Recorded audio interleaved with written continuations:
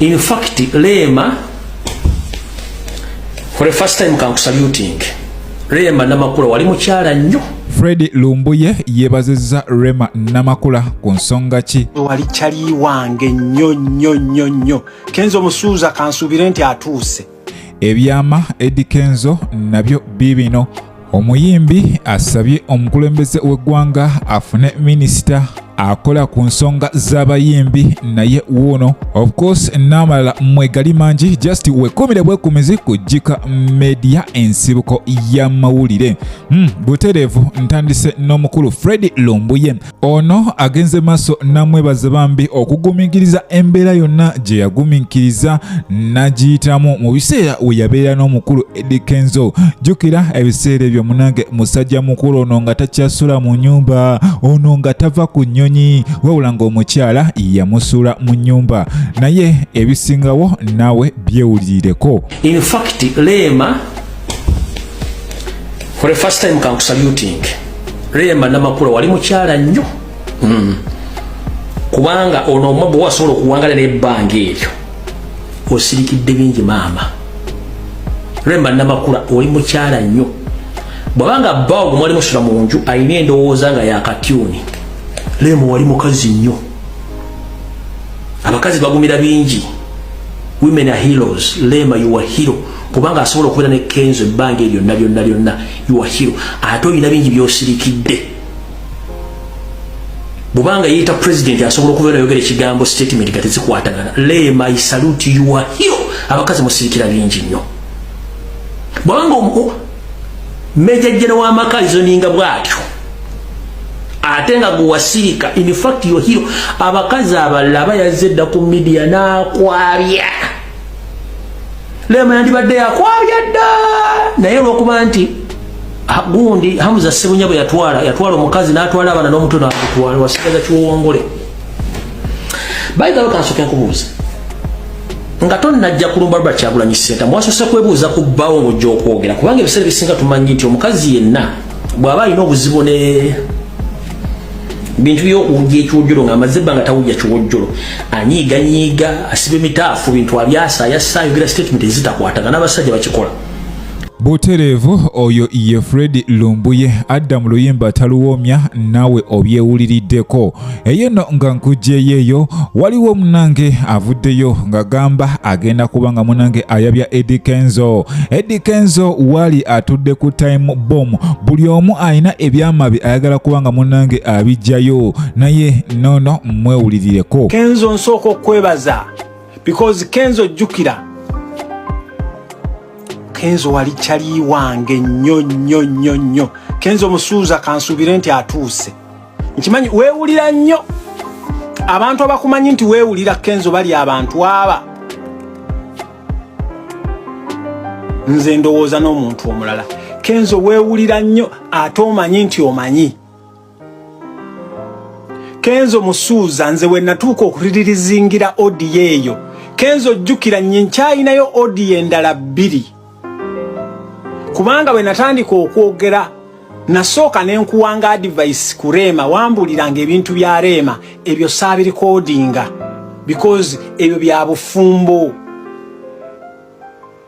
Wambuliranga ebizibu bye walina ku Rema naye mu kimu ekyasinga okunkwata omubabiro nga tonnakigamba na Farida. Jukira ekigambo ekyo waŋŋamba nti osuspectinga Rema nti aleeta abasajja mu nnyumba. Ekyo kintu wakigamba ne Farida.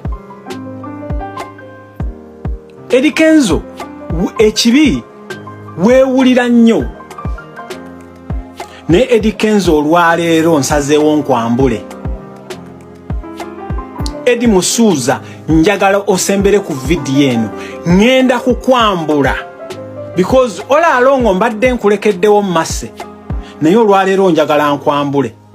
Kenzo jjukira bwe twali tuwogera nakugamba nti Kenzo omuntu gw'otasobola ye Kyagulanyi Robert Ssentamu ng'owakana n'oŋŋamba oyo musobola mukwano gwange ensonga wezityo zo weziri naye tetumanyi bino biggwera wa.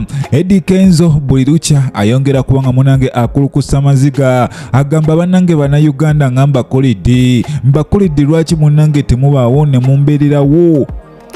Kale naye ng'ebyo byo mbitadde ku bbali munnange, waliwo omuyimbi omu nga era ono wa Uganda, ono yavuddeyo n'asaba omukulembeze w'eggwanga tihabulwa Yoweri Kaguta Museveni munnange alabike nga afuna minisita. Ono minisita waaki? Minisita oyo agenda kubanga munnange akola ku nsonga z'abayimbi. Kitegeeza federation yonna eba wansi wa minisita oyo yabanoonyereza bw'atyo n'asalawo ekiba kikolebwa bw'atyo ate message n'agituusa ew'omukulembeze w'eggwanga.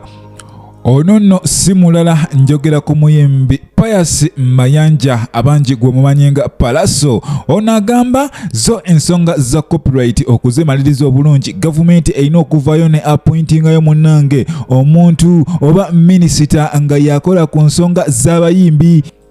Jjukira nti mu kaseera ak'emabega kaawo enkayana zo zibaddewo nnyingi nga buli muyimbi agamba akasente kaliwa. Buli agenda mu federation asooka kubuuza kathimbi. Kitegeeza abayimbi bangi bavuddeyo nga basaba billions za ssente okubanga munnange kino kigenda mu maaso. Kale bonna abayimbi tebasobola kufuna ssente ezo. Bw'atyo Pius Mayanja n'ateesa ekiteeso nti wabeewo minisita nga munnange ssente ezo wezituukira. Bw'atyo n'atandika matema nezikola bye zirina okukola, naye we zinatuuka mu bayimbi bano bagenda kubanga munange bazigabana, bagenda kubanga bazirya bunyama ate abalala baleme kufunamu. Wabula entabwe yonna yavaawa. Entabwe muganda wange yavudde ku bigambo omukulu Kyagulanyi Ssenta munnange bye yayogerera wali mu kuziika omugenzi Katolubwama. Buli muyimbi yabifuna lulwe era abasinga bagamba ono yabagamba babeega. Kyokka nga omukulembeze Kyagulanyi Ssenta mu yagamba kimu, saagala bannange babafule babeega, saagala mufuke babeega. Bwe munaafuuka babeega bajja kujja mu maka gammwe babakolere amateeka mu maka gammwe. Just imagine ng'oli musajja naye nga musajja muno yakola amateeka agafuga ewuwo. Mu butuufu olabira ddala nga ekyo tekibeeramu gumba. Kino nno kitegeeza singa omukulembeze w'eggwanga avaayo nalonda minisita akola ku nsonga z'abayimbi, kitegeeza automatically abayimbi baba bafunye ministry ebatwala.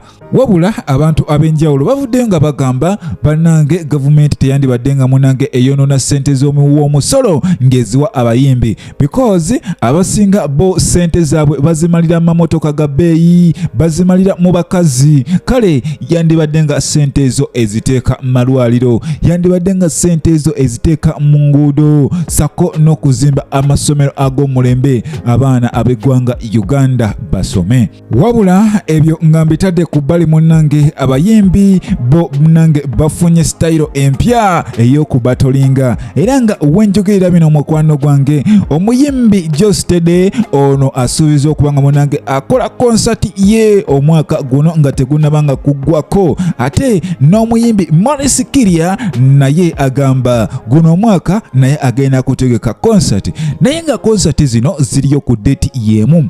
Ojja kwesanga nti abayimbi bagenda kubanga munnange batandika okozesa kino okusobola munange okuforminga fan base ey'enjawulo. Of course wawulira ekintu nga kino ojja gamba bano bali mu bato, bano baleka bagala kulaba ani asinga, era mu kukola we batyo mugenda kwesanga abawagizi mwegabanyizaamu ebiwayi bibiri, abamu bagenze eri abalala bagenze eno. Of course nga bwe kyali wano ku nkola eya Alien Skin gye yakolamu ekintu kye, twalaba nti fan base esinga yagenda wa Alien Skin kuba nti erumya Palaso, ate nga n'abagenda ewa Palaso bali bagala kulumya Alien Skin nti bo bali tiimu Palaso. Kale ojja kwesanga nti abayimbi bo bakifunyemu, because n'omuyimbi Gravity Omutujju naye yategeka okwepiica, era nga mu kwepiica okwo mulimu konsati endala. Eno yaani konsati ya Navio. Jukira bonna baagala okola music ayagala okufaanagana, though ye Gravity Omotuju yakyusaamu ssaawa zino akuba kidandali. Lugafulo yamuviirako ddala agamba temuli kathimbi akasente temuli, bw'atyo n'asalawo akyuse music gwakuba. Wabula bonna tubaagaliza ekisinga balabike nga munange bajjamu akalamu. Jukira Maurice Kirya agamba agenda tegeka wali ku Serena Hotel, ate nga Jostede agamba agenda beerawo ku Sheraton Garden wagenda okubanga munange akikwasaganyiza awo mu Kampala. Butereevu nyongera okujukiza nti obadde ku Jika Media ensibuko ya mawulire. Bw'otanaba kuba ng'osubscribinga genda maaso subscribinga, likinga, commentinga tusobole okubanga ate munange tutambula ffenna. Saba Mukama Katonda abankuumire, mweraba.